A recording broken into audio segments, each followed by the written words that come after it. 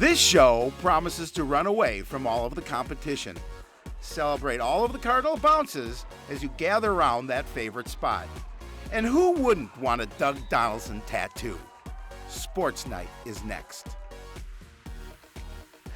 Hello, everyone. Welcome to Sports Night. I'm Joe Young. And I'm Howie Schmidt. I know I want a Doug Donaldson tattoo. I'm waiting for that. We need those. Yes, absolutely. Absolutely. We are getting toward the very, very end now of the fall season. We're talking playoffs for upcoming coverage. We've got section playoffs for volleyball on Thursday and football on Friday. A lot of section action coming up, and it'll be an interesting week. Well, the Cardinals football team is heading into that section tournament this week after finishing the regular season at home on Wednesday. The St. Cloud Apollo Eagles came into the game as a slight favorite. They were 3-4, but 3 of their 4 losses came by a combined 8 points. Both teams were looking to finish the schedule strong and carry some momentum into the postseason. Cardinals get exactly the start they wanted. For the second time in 3 games, they get on the board in the opening minute. David Jeepley finishing a 3-play drive with a 21-yard dash to the end zone. Coon Rapids up 7-0, just 37 seconds into the contest. Eagles answer with a methodical drive. Quarterback Andrew Carls throws right, finds Trevin Roaring. He turns up the middle of the field, 31-yard catch and run, gets Apollo inside the red zone. Carls finishes the drive with his legs, finds a seam, and scores from the 4. Failed 2-point conversion meant the Cardinals led by 1. They add to the lead with another quick strike. Just the 4th play of the ensuing drive, Jeebley gets loose. Once he's in the open, nobody's going to catch him. A 56-yard gallop. Jeebley just getting started. Cards up 14-6. Same score until late in the second quarter. Carls flips to Tyler Kafis in the flat. He gets the edge and gets to the end zone from the 7. 2-point conversion made it 14-all at the half. Rain coming down in the third quarter. Cardinals on the move. Josh DuBois fakes the give to Jeebley, takes it himself. He's able to get to the paint. The Cardinals are back in front, but the PAT was blocked, so 2014 Coon Rapids. Eagles answer at the other end. Carls with one of his 38 rush attempts in the game, able to force his way in from the 1. A bad snap meant no PAT for Apollo, tied again at 20. DuBois had a nice night throwing the ball despite the rain. Big hookup with Logan Ogroski right here. Gain of 25 gets the Cardinals into Apollo territory, and they finish with number 3 getting number 3 for himself. Jeebley's 3rd touchdown. He finished with a near career high 223 yards.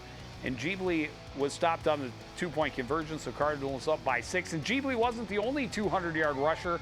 Andrew Carls had 210 for Apollo. Bad penalty on the late hit there. Gets the Cardinals deep in the Cardinals' end. Carls, dangerous in many ways, extends this play, then finds Roaring over the top for the score. That tied the game at 26. This team never kicks, so you know the 2-point conversion is coming. But check this out. The pitch to Blake O'Hara, and he just flings it to the wide-open Will Allenspach. O'Hara never crossed the line of scrimmage, so it's legal. The Eagles take their first lead with 5 minutes left in the 4th. Cardinals held the 4th and forever. DuBois looks over the middle for Jared Fearing. While covered, not able to come down with the ball. Cardinals drop a tight one, 28-26 for the second game in a row. It all came down to points after touchdown. Yep. You know, against Cambridge Isani, there were 6 touchdowns in the game, only 1 successful PAT, and that ended up being the difference in the game. Here we had a little different situation with bad snaps and blocked kicks, but and a couple more 2-point conversion attempts, but in the end it comes down to the one that made the PAT at the end. This was a tough loss for the Cardinals because I think they really felt they had an opportunity to get a win to close out the season and start the sections. And, you know, it obviously affected where they landed in terms of what seed that they had in the section playoffs. But, you know, I thought overall they played pretty well, and I thought the offense played pretty well despite the fact that it was raining so much. But that Andrew Carls, the quarterback for Apollo, he is really good. He's a pretty good athlete. 38 carries. That's 38 carries, 210 yards. Not bad. And he had a score. He also threw for 1 or 2. Yeah. I think he had 2 rushing touchdowns. Right. He was fun to watch. David Jeebley had an amazing game. He is amazing. 223 yards. He had 227 against Park Center last year, so that close to his career high. Bad. Cardinals have to play in a 6A section tournament, so they are the number 8 seed from Section 5. They will cross over with Section 6 and play number 1 seed Eden Prairie in the first round. Some of the other seeds, Farmington, a number 2 seed, hosting Forest Lake. Minnetonka is hosting Brainerd. White Bear Lake, the number 4 seed, hosting Lakeville North. Eden Prairie is number 2 in the state. They're awfully good. They have 1 loss on the year. That's to number 1 Lakeville South. Yeah, and they were defeated actually handily by Lakeville South. But this is a monumental task for the Cardinals. There's no question about it. They're going up against a heavy hitter for sure. And that's on Friday night at 7 o'clock in Howie. We'll be there somewhere in the stands. We're not sure where. We may be in the corner of the end zone. We don't know, but we will be at the game, and that'll be broadcast at midnight because you can't do section games live. I'm going to see if we can use the CTN blimp. That way we can maybe just cover the game from Get up a little top. aerial view. Well, we'll cover up top, yeah, and we'll be warm, and that'll be... So the tennis team was at individual sections last week. Cardinals put up their 4. Abby Ness and Emily Nicholas were the 2 singles. Ness lost in the first round to a girl from Rogers, 2-6, 0-6. Nicholas lost to Wyzeta's Nevedrick, who was the number 2 seed and went on to be the state runner-up. Sheck and Olsen lost to the number 3 team. I believe they were may have also been from I don't remember where they're from, but they were the number 3 seed. They ended up as the runners-up. Newton and Goldman won the first round in a tight one, 7-6, 1-6, 6-3, but then lost to the number 1 seed. They were from Monticello. The number 3 seed team was from Monticello. They lost to Holmes and Tasha 0-6, the number Anna Lee and Elena Lee, the number 1 seed. I apologize. They lost to.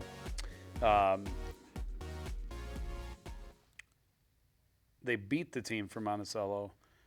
It's hard to follow what I'm doing here, but the point is the 2 doubles teams hard for you. Lost to the 1 and 3 seeds. Right. That then finished 1 and 2 in state. That was hey, the complicated message I was lose to the best, trying to make. It's okay. Well, the volleyball team wrapped up its regular season this past week, hosting Park Center for the crossover game on Tuesday. The Cardinals lost a tough one to the Pirates just 2 weeks earlier, falling in 4 sets after winning the first. They knew it would be a tight battle for every point, but they believed this was a chance at redemption. Coon Rapids getting a great start in the first. Solid serve receive leads to a good setup for Chloe Hoffman. One of her 8 kills in the match helps the Cardinals build a lead. We're still in the first. Pirates on the attack, but it's picked up beautifully. Cardinals set up Michaela Wilbur on the left side. She delivers. Wilbur led the team with 14 kills and 19 digs. Cardinals take the first one, 25-18. But the Pirates answer. Essie Adamle with a big kill in the middle to help Park Center even the match with a 25-19 win. That was a nice shot there by her. Set 3 was close start to finish. Crazy volley going on this point, but the Pirates able to set it up for Nicole Mikola. Her attack isn't coming back. Pirates sail to the lead with a 25-23 win in the third. Cardinals weren't about to let the Pirates beat them in 3 straight sets again and make sure to force a 5th final. Kate Calfoot attacking in the middle. She scores and the Cards outlast Park Center 27-25 in the 4th. Unfortunately, the Pirates not to be denied in the deciding set. Lindsay Lee's serve is mishandled on the set point. Park Center able to hand the Cardinals another heartbreaking loss on their home court. Yeah, they played them tight. They did. Both times winning first set, but not able to close it out at the end. Great to see them get the 4th set win to force 5th and final, but a tough one. They really wanted that one. I know when we did the game a couple weeks ago against Park Center, right. They really felt that in that matchup they had a chance to get their first conference victory. They were hoping, a little redemption. Unfortunately, it wasn't to be. Cardinals go into the section tournament as the number 8 seed in Section 7. They will travel to Blaine on Thursday. And Howie, we'll be there. Forest Lake, the number 2 seed, will host Duluth East. Andover will welcome Anoka.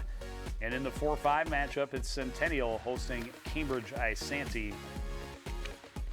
And yeah, Blaine, just a couple weeks ago, the Cardinals faced the Bengals, lost in 3. Blaine winning each of those sets relatively handily. Right. The fortunate part for the volleyball team over the football team is the volleyball team kind of knows what they're up against, where the football team has never seen Eden Prairie.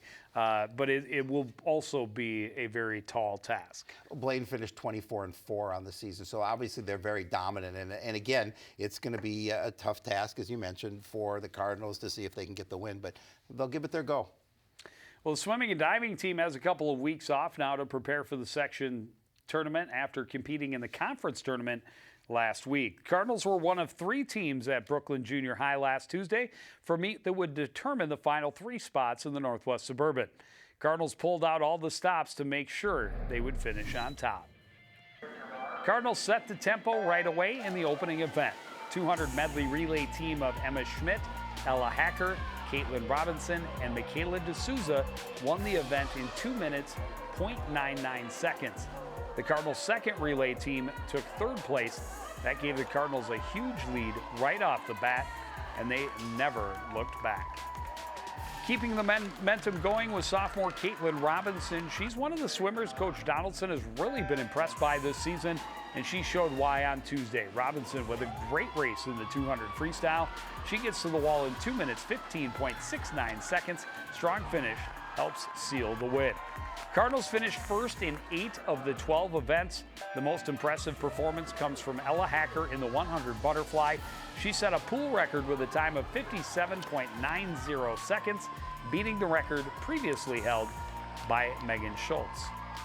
Laura McCarr earned herself a blue ribbon in the 100 freestyle, winning the event in 59.40 seconds. Teammate Michaela D'Souza, pushing her all the way to the wall, will finish in 2nd place. And then it's Emma Schmidt setting the pace in the long distance event, finishing the 500 freestyle in 5 minutes, 59 seconds flat, almost 15 seconds ahead of 2nd place. Cardinals take that 11th place spot in the Northwest Suburban, scoring a 150. Osseo had 126, and Park Center finished with 51.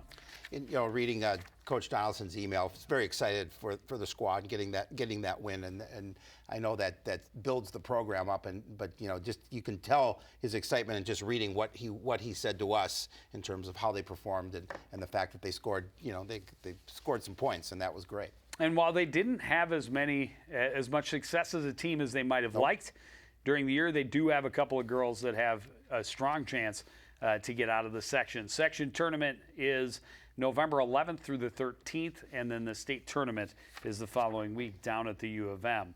Cross country team had a couple of fun events this past week. They had the ABC 3K on Tuesday, and then on Thursday, the JK 5K. It's all to get ready for the big race this week. The 7AA championships are Wednesday at Anoka. The state tournament will be at St. Olaf on Saturday, November the 6th.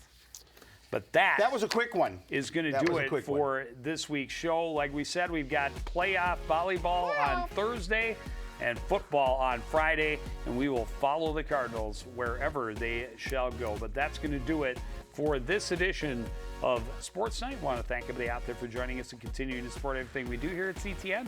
For the entire crew, including Howie Shapiro, I'm Joe Young, saying good night.